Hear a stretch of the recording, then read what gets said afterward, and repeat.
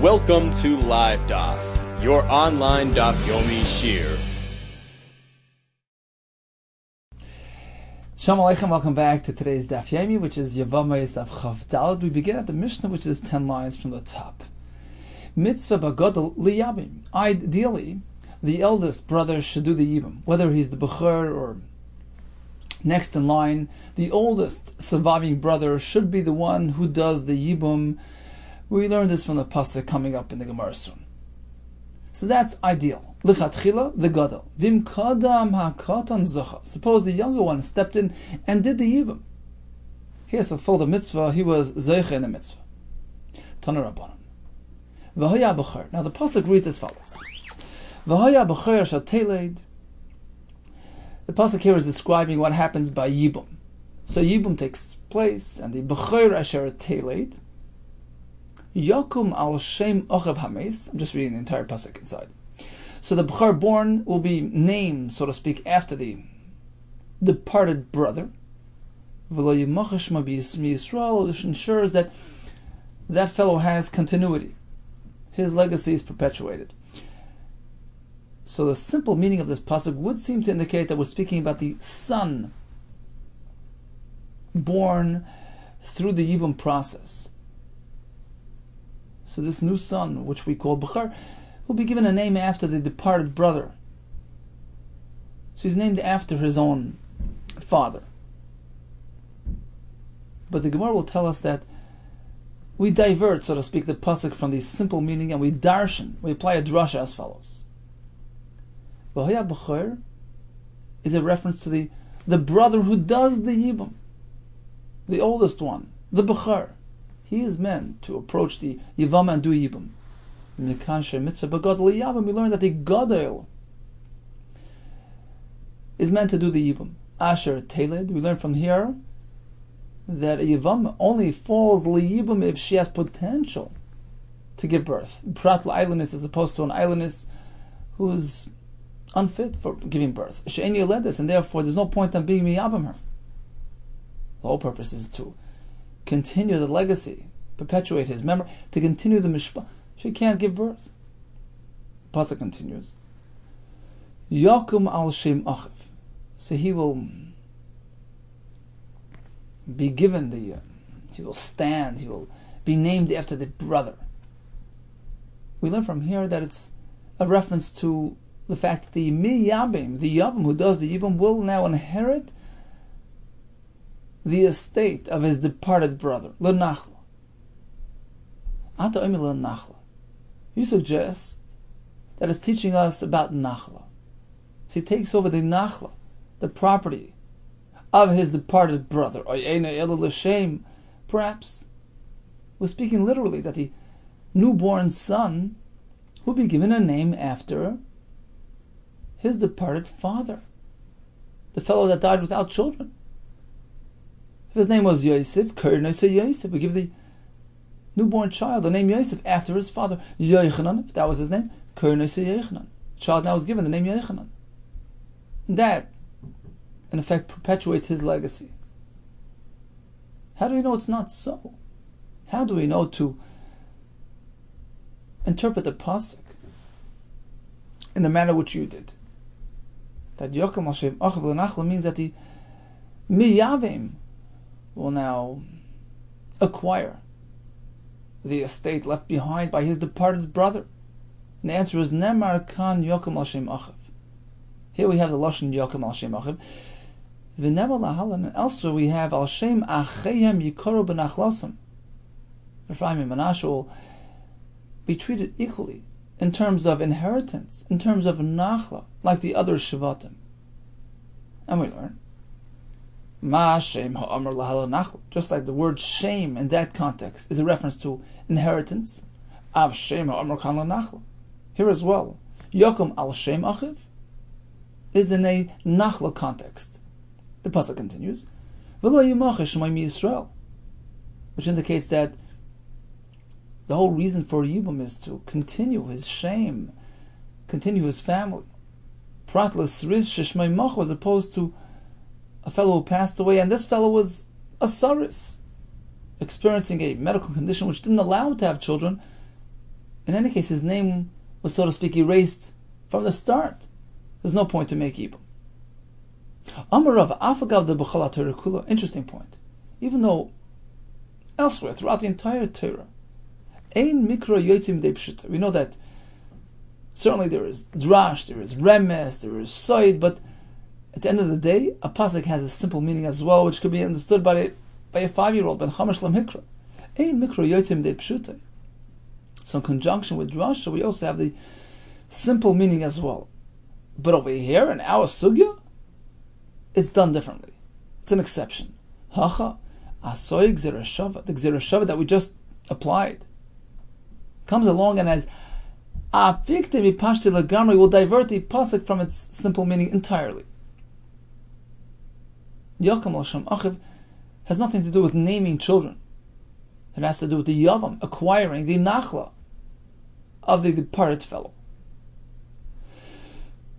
Vilav gzera shava. Asks the Gemara, do you mean without the gzera shava, havamina shem mamash? We would interpret the word shem as a reference to literally naming the child after the departed fellow. Is that a havamina? How could you even suggest that? It wouldn't work. The wording in the pasuk would not work. Laman kamazal rachman, because to whom? Who is the Torah instructing? Who is the Torah speaking to? Liyavam, the fellow doing the yibum. Name your child after your brother. Well then, yakam al shem achicha mibayle. Should say, name him after your brother. Not al shem achiv, third person. We're speaking to the yavam. You name him after your brother, achicha. That doesn't work. Ila beidina, if the pasuk is speaking to the bezdin, well then it should say yakam al shem achi aviv mibayle. The child should be given a name after the brother of his father. So how would we theoretically ever think of learning the pasuk kipshutai in a simple form? Perhaps the pasuk is telling bezdin like this, instructing the bezdin. Imrulay, tell him, liyavam, tell the yavam, you tell the yavam, you be in charge of telling the yavam that he should name his newborn child after his brother Yakam al Shem Achiv. So it makes sense to refer to him as in third person because, after all, we're speaking to bezdin. You tell the yavam to take care of the child, give him a name after his brother. Theoretically, we can learn the pasuk this way, but we don't. Ela so gzera shava apikte legamrei. The gzera shava that we applied will now divert the pasuk entirely. It's not speaking about giving names. It's speaking about nachla. Okay, continues the Gemara. Once we know that the pasuk V'haya B'cher is a reference to the oldest brother who does the yibum, Ema, perhaps we'll say like this. We have several kashas on this Gemara, on this halacha. Ema, maybe we'll say, look, B'cher liyabim, only if we have an actual B'cher, a firstborn, V'haya B'cher, you need a B'cher for yibum. Pashat like liyabim, but if he's anything else other than a firstborn son, he can't do yibum. Even if he's the oldest one around. You need a B'char. That can't be. Im Kain, because if it were so, we'll have a kasha. Eshes achiv shaloi haya ba'olamai. Demiyet rachman alamali. We all know that there's something called Eshes achiv shaloi haya ba'olamai. Reuben passed away without children, and then a new brother is born. That new brother cannot be miyabim Eshes achiv, with whom he had no interaction. He never saw him. They never lived together at the same time. Why does the Torah have to tell you that he can't do yibum? In any case, he's not a b'char. Evidently, you don't need a b'char for yibum. Paruch Rav Acha asks Rav Acha, ve'ema lemuti b'char de'ima. Maybe you need a b'char, but even a b'char to his mother conforms. So you can have a case where it's a newcomer, a new brother arrives, but he's still a b'char to his mother. Reuven was a b'char to his father. He passed away. Now, the mother had a new son here, who happens to share a father with Reuven as well. But this fellow Shimon is now a firstborn to his mother. He's a b'char to some extent. And I would think perhaps he does Yibum. No, but he doesn't because he's a newcomer. He's a Eishes Achiv Shloi Hayei Lamed. But perhaps you need a B'char. At least some element of B'char, whether to mother or to father. But if one is lacking any B'char attribute at all, then he's not roy for Yibum. How do we know that's not so? Answers the Gemara. You can't even suggest that a B'char is a precondition. Why? The Yibum benachla tal rachmana. Sorry, you can't say that B'char to his mother would be adequate. You know why? Because Yibum benachla tal rachmana, as we explained, that the Yibum takes over the nachla of his departed brother. The whole concept of nachla, of inheritance, is strictly related to father's family and not mother's family. A B'char to his father gets double, 2 portions in the inheritance. A B'char to his mother doesn't.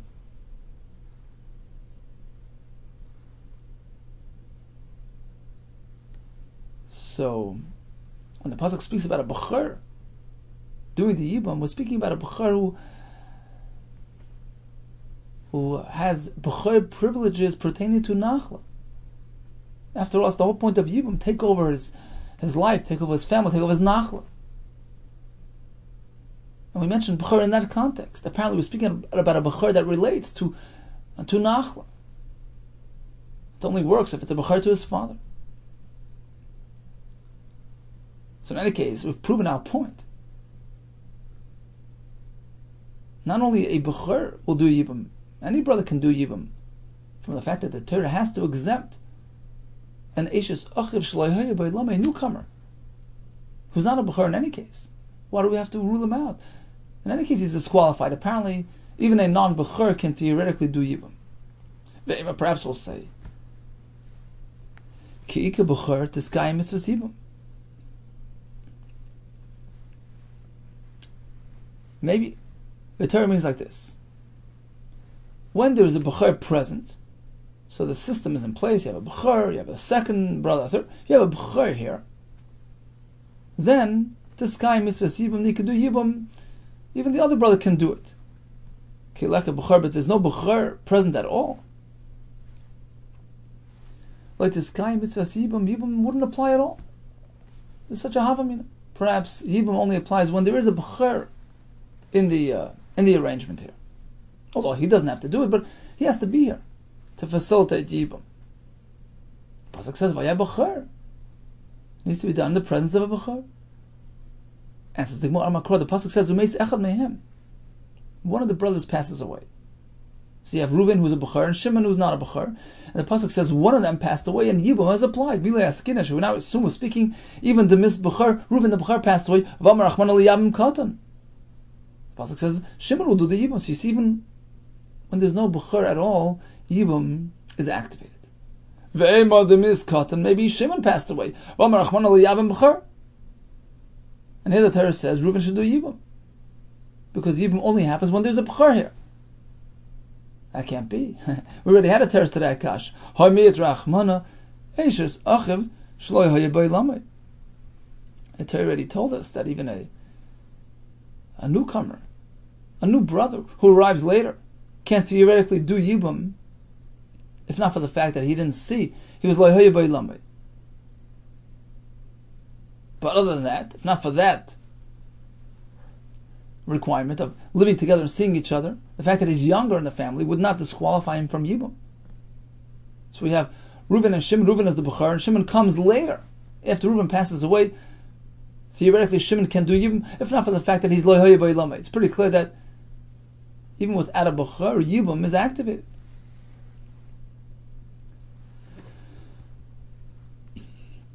Asks the Gemara, Mishnah says that mitzvah begadol yabim, bid the Evid, even a younger brother can jump in and do the Yibum. Maybe that's only when you don't have the older brother around. But v'ika b'char, but let's say the b'char is here, it's his right, it's his privilege, it's his chus. Nobody can take it away. Kadam katan loy zachad. Even the katan jumps in and does the Yibum. Doesn't work. Amakra. The answer is the pasuk says, Ki yesh v'achem yachdav. The brothers will live together. We learn from here that we equate the brothers. They all have equal privilege. Huksha yeshivas achem zelazeh. All brothers are created equal. They have a equal right, equal ability to do yibum. So although lechatchila we prefer the older brother, but everybody can actually do it. Asks the Gemara. Maybe it's specific to Bechor. Or the other one who jumps in, but there's no concept of older brother. A non-Bechor older brother doesn't have extra privileges. Ve'ema perhaps will say, Ki ika Bechor, when we have a Bechor, a firstborn, li'hader agadol. We prefer that he does the yibum. Ki leka Bechor, but there's no Bechor here.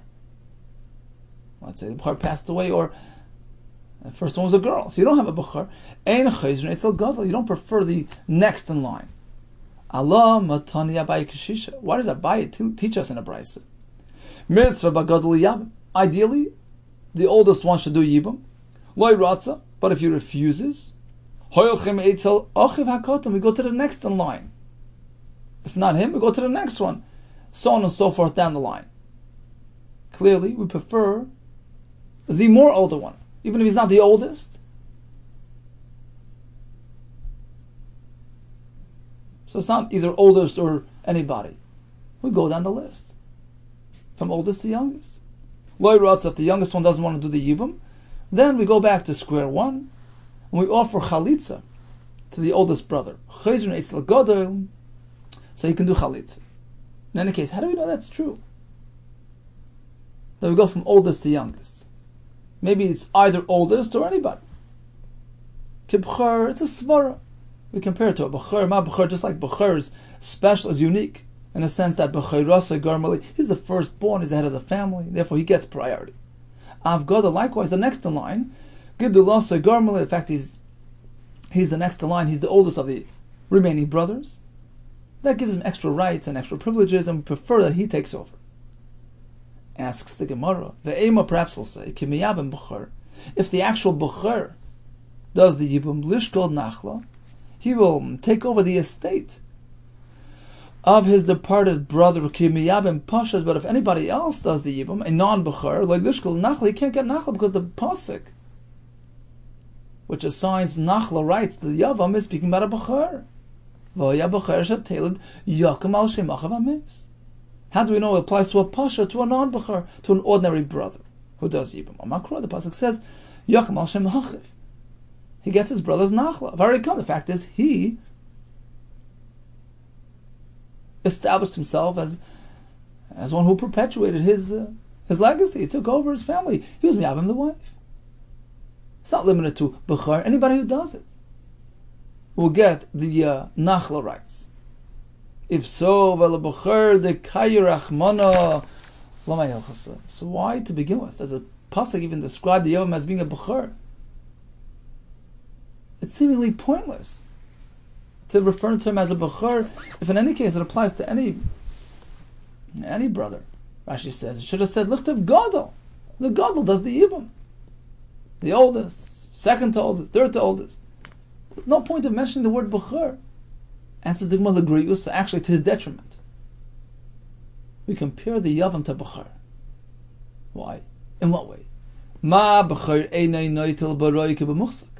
Just as a Bechor who takes double portion in his father's inheritance only takes something which his father actually had in possession. Muchsak. Because remember, the point of a Bechor is that he's the one who takes over, so to speak, for his father. So he gets double portion of the Nachla. He's the primary Yerush. It only applies to something which his father actually had in his possession. But he doesn't get double nachla privileges in something which was roy, something which was destined to arrive. Somebody owed him money, etc. That doesn't work. Afhai, likewise, by the Yavam, who is tagged as Bechor, has a similar halacha. When he takes over his brother's nachla, it only applies to something which he actually had in his possession, but not something which was coming to him. So the bottom line is, Mishnah tells us that the Bechor or the Gadol should do the Yibum, but the Eved, even the Katan, the Zeicha. This is based on a pasuk which says, "V'hoya Bechor asher teled yakum al shem achav ames v'lo yimachar shema Yisrael," and the drasha is as follows: Hoya b'chor mitzvah begadol. The gadol is meant to do the yibum. Lichatchila. Asher telet excludes the isha who's an islandess, who in any case could not have had children. Yocham al Shem Achiv teaches us that he takes over the nachla. But as we conclude, dafka is something which his brother actually had in his possession. Yisrael excludes a fellow who was a saris to begin with, who couldn't have children. When he passes away, his wife does not go through the yibum process. Continues the Mishnah. Haniton ala shivcha v'nishtachra. Suppose this fellow was the subject of a rumor that he interacted inappropriately with his shivcha v'nishtachra, and afterwards she was set free. Or a similar type of rumor involving himself and a non-Jewish woman, and then she converts. He shouldn't go ahead and marry her, because in effect he is sort of substantiating and confirming that inappropriate rumor. You're not meant to do that. To solidify the chashad, suspicion, which was aroused on him. But if he marries, we don't force them to separate. As opposed to Hanitan al Eshes Ish. Suppose he was the subject of a rumor of impropriety with an Eshes Ish. And as a result of this incident, they had to force her out of her husband's domain. So there was Reuven, there was Shimon. Shimon was the suspect, one suspected of acting inappropriately with Rachel, Reuven's wife, and on account of that they had to divorce. If Shimon should go ahead and marry Rachel, even if he actually was kanas, he has to separate. Let's go to Rashi, 5 lines from the top. Masnis. Ha'nitan choshet k'lay meshatoinen olav divrei las. There are rumors circulating about improper behavior between himself and this Isha. Lo yisa ena, he shouldn't proceed, he shouldn't marry her. Mishum las. You don't want to create rumors. Shal yomru emes haya kol rish. He doesn't want to solidify. He shouldn't confirm those suspicions. But b'di'evet, he doesn't have to separate. As opposed to Anitan al Ishes Ish v'tzi'ua, be'ez de metachas bal b'shvil zeh, she'asr olav, v'olav zeh v'nasa. On account of this fellow, Bezdin forced her husband to give her a get because of her inappropriate behavior. Then Shimon goes and marries her. That's terrible. Yoitzi, he has to give her a get. Here, Minat Torah, she may not marry Shimon, the fellow who interacted with her, who's mezana with her. Just like she can't stay with her husband after she's mezana, she can't live with the perpetrator as well. So here, even with the Yevid, if Shimon marries her, Yoitzi. Continues the Gemara. We're going to go a bit off track and discuss the halachas of gerus. Ha gerus miyahavya. So we had a case of a Vedas Kechavim who had an interest in a Jewish fellow, and she was misgayer. It seems that marrying this fellow was her primary motive. It was her motivating factor in bringing her to gerus. Ha gerus miyahavya. So you shouldn't marry her, but it would seem that the gerus is valid. It was a valid conversion. V'ramini, we have a kashmir, a brayso where we seem to learn otherwise. Whether it's a non-Jewish man who converted in order to marry a Jewish woman, or the other way around, likewise, mishin is gair l'shem shulchan melachim. A fellow became a ger in order to get his allotment from the king to join the royal palace. L'shem avdi shleimai, to serve in Shlomo Melech's palace. These fellows were highly regarded men of prominence. So he's motivated by these external, ulterior motives. Einon gerim, his conversion is invalid. It has to be totally l'shem shamayim. Divrei Rabbi Nechemia. Shahay Rabbi Nechemia Omer. Nechemia would say as follows: Echod gerei arayis. Those kusim, Rashi says, who converted because of the animals, the lions that Hashem let out on them, and on account of the fear of those arayis, they became gerim. That's not a valid gerus. Or if he became a ger as a result of a dream, Rashi says, Baal chaloimes amar lem lizgair. The Sar, the Malach, in charge of dreams, Gave him instructions, go become a Jew. That doesn't work. All those non-Jews who converted in the time of Mordechai and Esther out of fear. It's not a valid gerus. Unless they convert nowadays when we're lowly and downtrodden. And they're attracted by their desire to connect to Hashem's religion, Hashem's nation. I mean, literally only nowadays. What happened to all the gerim throughout history? Rashi brings an example of Nevuzaradan, which the Gemara in Gittin says. He became a ger and wasn't Bizman Hazeh, and it worked. He means just that it has to be similar to nowadays when things aren't going well for us, meaning that their motivation is L'Shem Shamayim. So how could the Mishnah say that this Ovedes Kechavim, who was in this geir for marriage, her gerus is valid? Haven't we learned Pshat?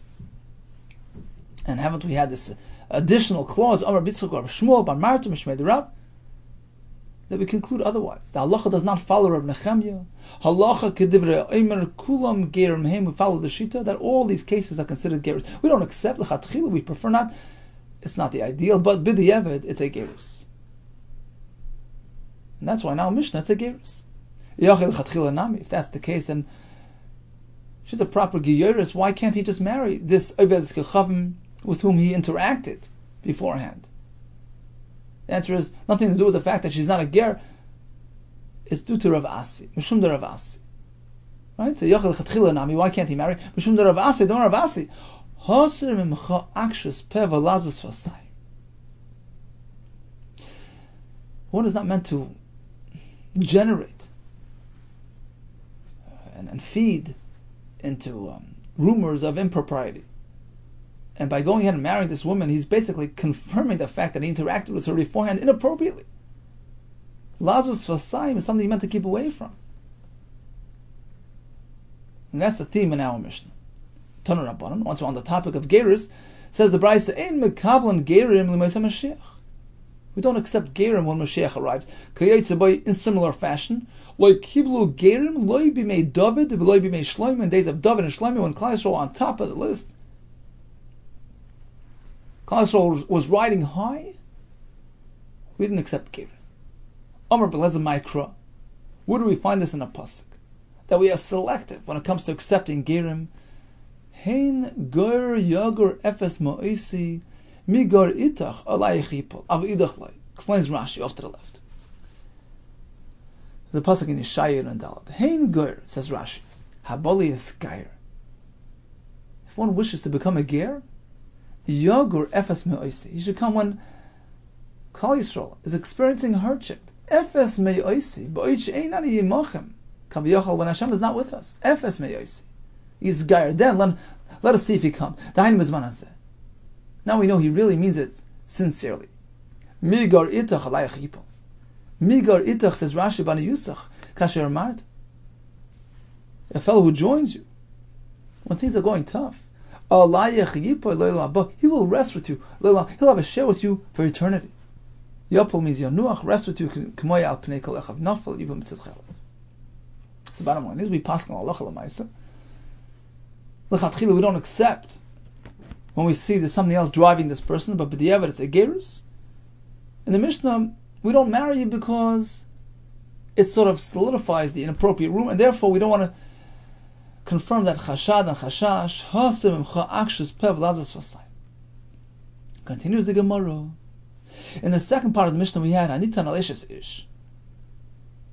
So there was a rumor circulating about this fellow interacting with an Eshes Ish, a married woman. As a result, she had to leave her husband, as Rashi explained in the Mishnah, v'nitma, twice, in the case that she has to leave her present husband, and she cannot marry that fellow as well. And therefore she left him. Even if this fellow goes and marries her, but he has to get rid of her. Amar Ravu be'edim. This halacha, that this choshad, this suspected fellow who marries her, has to separate from her. That's only if the rumor was generated through Edom. They actually saw an avera being done. They saw there's nus. But just a plain rumor, that is not sufficient grounds for dismissal. Amar of Sheshes, how can he say that? Amina, I'm figuring kinayim v'shachiv Rav. When Rav was dozing off, Amalai Shmaita, that's when he said this halacha. It's actually a praiseworthy comment because, in effect, what he's saying is, Rav, this isn't up to your standards. I expect much better of you. This halacha is incorrect. We're not speaking that there were Edom. How do I know? The Sani, listen to this brisa. Hanitan ish ish. So this fellow was a subject of a rumor that he engaged improperly with the Ishes Ish. Al Yodai, and because of that, her original husband had to give her a get. Now, Rachel was married to Reuven, and there was some improper behavior between herself and Levi. Reuven had to give her a get, and then she married Shimon. And something happened there, he passed away, or he divorced her. Now Levi wants to step in and marry her. Im kanas layoitzi. If Levi married Rachel, he's not forced to separate from her. Oh, so we're speaking that somebody came in between. Reuven was the first husband; he had to be megarish because of the improper behavior on account of his wife. But it wasn't Levi, the culprit, who stepped in. It was Shimon, total stranger, who married her in the interim. Then something happened; they separated. Now Levi wants to marry. He shouldn't do it, but if he does, it works. Lo yotzi, he's not forced to separate. End quote. That's the price. So what's the kasha on Rav? Hey Chidami, what are we speaking about? What was the basis for the concern to begin with? Idik Edom, if there were two Edom testifying that Rachel was mezana while she was married to Reuven, kiyasa acher ve'afske lekol ha'mayhavi. What good is it? What benefit do we have from Shimon stepping in and marrying her after Reuven gets rid of her? The fact is, we have Edom, that Rachel interacted with Levi inappropriately while she was married to Reuven, which makes her off limits to Levi forever. Who cares if Shimon married her in between? El lav leka Edom. Apparently don't know Edom here. We had just a rumor spread about it. And that's why Reuven had to get rid of her. Why is it that we allow Levi to stick with her? Because there was somebody in between. Shimon came in the way. He married her in the way, between Reuven and Levi, which sort of weakens the suspicion. In fact, if she didn't go straight to Levi, she married Shimon. It takes away the bite of the coil of the rumor that she had some sort of relationship with Levi, and that's why we allow Levi to stay with her. If the Shimon's passing, or Shimon divorced her, Levi married her, we allow it to stick with him. But otherwise, if we wouldn't have that Shimon factor intersecting between Reuven and Levi, she went straight from Reuven to Levi, mafkina, we force her out of Levi, because he's pretty much confirming the fact that he had some sort of relationship with her. Clearly, even without Edom, mafkina, we force her out. There's a kasha on Rav, who says that it's only a concern when we have Edom. Amalach Rav responds as follows. You know what? Even if there is no Shimon coming and breaking apart interrupting the rumor, so to speak, even without that, it would not be a concern if there were no Edom here regarding the original offense. If there were Edom here testifying about the original offense, mafkinan, we force her away. We force her out of Levi's life. If there are no Edom, we don't force her out. Because only when we have Edom do we really have a concern to the extent that we can actually force Levi and Rachel to separate. V'achik Omar, the Brisa meant like this. So there's no Edom in this case. We only have a koil, a rumor, a very bad rumor, that Levi interacted with Rachel.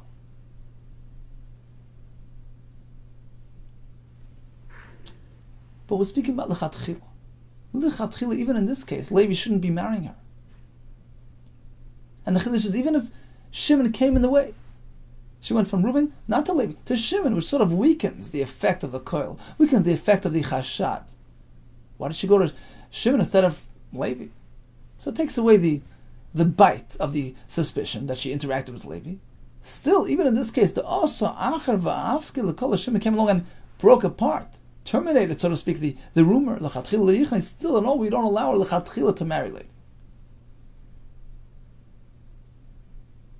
So there's two things here. There's l'chatchila and b'diavad. L'chatchila, Levi shouldn't be interacting with the Isha altogether. Whether she's coming straight from Reuven or by way of Shimon, keep away.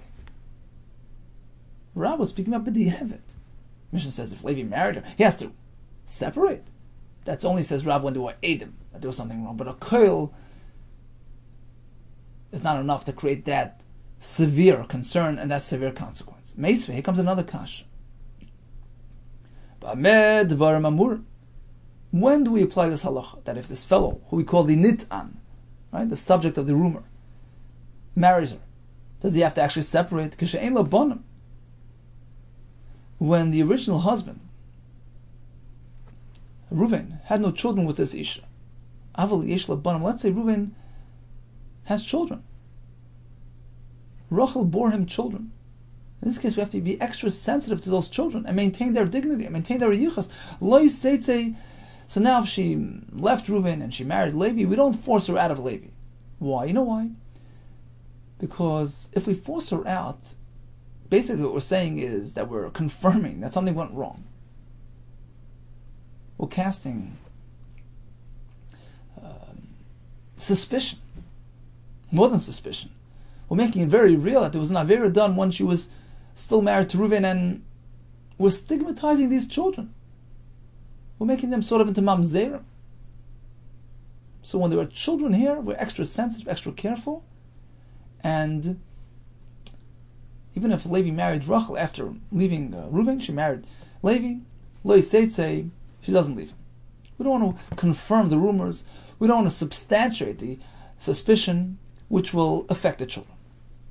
But v'imbo edit tuma. Let's say they were really Edom here, relating the fact that there was tuma between Levi and Rachel while Rachel was married to Reuven. Then we have no choice. Afilu yesh lo kama banim teitz, even to her many children here, and that are going to be affected by the edict. Still teitze, she has to leave Levi. Clearly, the halach of teitze applies even by a rumor. When there are children, we're extra sensitive, and we only apply it with Edom. But even a rumor can force her out of Levi. If there are no children, the children factor is non-existent. It's a kasha on Rav, who tells us that the only time she has to leave Levi is if there were Edom about that avera. Answers the Gemara, you're right. There's no machlokes here. Rav muki lo lemasnisim, yesh la Edom, yesh la bonim, yesh la Edom. Bottom line is, if we have the children factor, we only reckon with the rumor if there are Edom. If there are no children, then even just a plain rumor generates the same concern. And Rav learned that Al-Mishnah speaking that there were children, and therefore we only apply this halacha when there are Edom. Simple as that. Theoretically, he agrees that even a rumor generates concern, but when there are children, we're extra sensitive, and we only force her out if there are Edom about the avera. Umay duchke de Rav l'ukrim masnissen b'yesh labanim b'yesh la'edom. What forced Rav to learn the Mishnah in this way? Rav gets up and says, look, you know what? This halacha only applies when there are Edom. And we'll explain, because we're speaking that there are children, and therefore we're extra sensitive. We don't force her out unless there are Edom. So children and Edom go together. And that's how Rav learned the Mishnah. How do you know the Mishnah speaking about that case? There are children, therefore we need the Edom. But time the Edom, afkina, and only because we have the Edom, we force her out. Really like Edom, if we have no Edom about the Aver afkina, we don't force her out. How does Rav know the Mishnah is speaking about this type of equation? Look, well, why can't he just simply learn that the Mishnah is speaking b'she'ein labanim? There are no children from the first husband. Afkav like Edom. In that case, we reckon with the rumor. Remember, there are no children being affected. It's just a question of allowing her to marry or stay married to Levi. In this case, even just a rumor can force her out. How did Rav know we're speaking that there were Edom and the children? Amar Rav, I'll tell you, Masnisin Kashise. Because the wording in the Mishnah seemed difficult to Rav. My area the Tani Haitzi'ua. Mishnah speaks about a nitan al Eshes Ish, his fellow interacted with an Eshes Ish, V'Haitzi'ua metachas yodai, and she was forced out of her husband's hands. Why does it say Haitzi'ua? They forced her out. listen, Yitzia. Should say, well, he gave her a get by his own initiative. Ella, kol Yitzia bebezdin. Yitzia means she was forced to leave. Bezdin forced her. Bezdin be'edin with a mafki. The only time Bezdin forces an Isha out of her husband's hands is if there are Edom. So Rav saw clearly that the Mishnah is speaking about Edom. Why would you need Edom? Because there are children here. And therefore we're extra sensitive. And the only reason why we reckon with this rumor is because of there are Edom. So that's approach number one in the Gemara. There's no really substantive machlekes between Rav and the other Shittas. At the end of the day, all agree a rumor is sufficient reason for concern. So Rachel, who was married to Reuven, at that point there was a rumor circulating about her and Levi interacting. If Reuven divorced her and she went ahead and married Levi, Yotzi, he has to separate, because in effect he's substantiating that rumor and solidifying the fact that he didn't have heir with her, which makes her usher on him as well. So even a rumor can generate that concern. But if there are children here, Reuven and Rachel had children, now we have to be extra careful. We don't want to stigmatize those children and pretend that there was an avera and mamzeros on those children. We only apply this halacha if there were actually Edom, and we have no choice. We have actual witnesses that there was an avera between Rachel and Reuven, Rachel and Levi, while she was still married to Reuven in this case. We will apply the halacha, but without Edom we won't. People always say, but now comes another approach in the Gemara. It's actually a machlekes between Rav, who says the halacha of afal b'shekonas yoytzi, that he has to separate, is only when there are Edom, whereas the other brises indicate that even without Edom, even a rumor will be sufficient to generate and apply this halacha of konas yoytzi. A Levi has to get rid of him. Another pshat, hanimas naisa Rebbe. Both these brises which indicate that even a koil creates trouble, that's Rebbe's shita, the Sanya. Rebbe holds that even an impression, a strong impression of impropriety, generates halachas. Whereas Rav holds, only Edom will do it and nothing else. Where is Rebbe? The Sanya. Roichel yoytze. You notice this peddler leaving the home. V'isha chageres b'sinar, and the woman there is buttoning up, is tucking in. Doesn't look too good. Amr Rebbe, it's an impression of kiur. It looks inappropriate. She has to leave her husband. Or another example is roik l'malam and akili. Finds spit on the ceiling above the bed. Amar Rebbe, it appears that there's some improper behavior between herself and a stranger. She has to leave her husband. Another example, you find overturned shoes under the bed. So he was trying to mask his presence. He overturned his shoes. He doesn't have that identifying footprint. Amar Rebbe, once again, looks improper. She has to leave her husband. Asks the Gemara, what do you mean? Minol mafuchim lechsi. The manin, if you find the shoes, take a look and see whose it is. Elamakim minol mafuchim. How many is you found the print, the mark on the floor, and you see it's overturned shoes, which indicates that somebody was here and did not want to make his presence known. In any case, Rebbe holds even mechur hadavar, even something which is gives an impression of impropriety, that in itself is reason for teitze. And Rav disagrees. Rav holds only Edom can do that. So what's halacha l'maisa? V'yochas if I say the Rav, we follow Rav. Edom do the trick. V'yochas if I say the Rebbe, that even an impression is problematic. Well, now we have a stira, kasha, hilchasa, halchasa.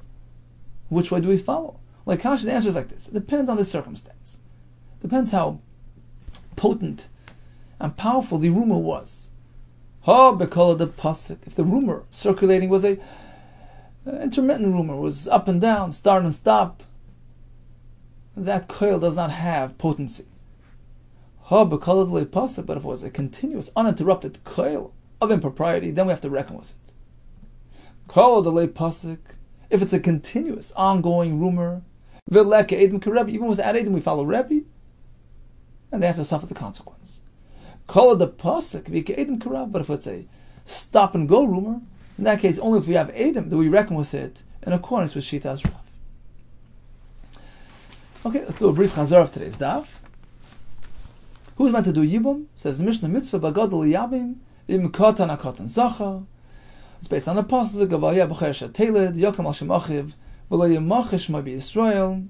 And we learned Bechor isn't necessarily the Bechor. We prove it from the fact that there would be a tzad that Eshes Achiv Shlayeh Beilami does Yibum, even though he's the younger brother. So rather we learn Bechor means the oldest one around. Mitzvah Begada. We also learned that only a Yevamo who's not an islandess does Yibum. Only the wife of a man who was not a Saris, who could have potentially had offspring, he generates Yibum. And bottom line is, Yakum al Shem Achiv doesn't mean you name the child after the departed fellow, rather means that the Yavam is Zeiche in the inheritance in the estate of his departed brother. He's compared to Bechor. He has the same halacha, only gets Muchzak and not Ro'oi. We have a Mishnah where we learned that we're meant to take care not to confirm and substantiate any inappropriate rumors circulating about ourselves. If a fellow is subject of a rumor that he interacted with a Shifcha or with a non-Jew, and they were set free or became Jewish, they should not be marrying him, but the Eved, Kanas Layoti, doesn't have to separate. As opposed to by Eshes Ish, where if indeed the facts are true that he interacted with an Eshes Ish, she's answered to him. In this case, even Kanas Yotzi. Now, what are the circumstances behind the story? What are we dealing with? A rumor, Adam? So we have two approaches in the Gemara. In the first approach, there's no machlekes. It just depends on whether there are children or not. If there are children in the equation, we have to be extra careful with them, and we only substantiate the rumor if there are Adam. But otherwise, even a koil will do. According to the second lashon in the Gemara, it's machlekes Tanai. Rebbe holds even a koil is sufficient grounds for applying this halacha, whereas according to Rav, we only listen to Adam, and the bottom line is we pass like both. The Gemara says, well, it depends how strong the koil is. If it's a continuous koil, we reckon with it, but otherwise, we need dafke Adam. Haslacha Rabban, all the best to you.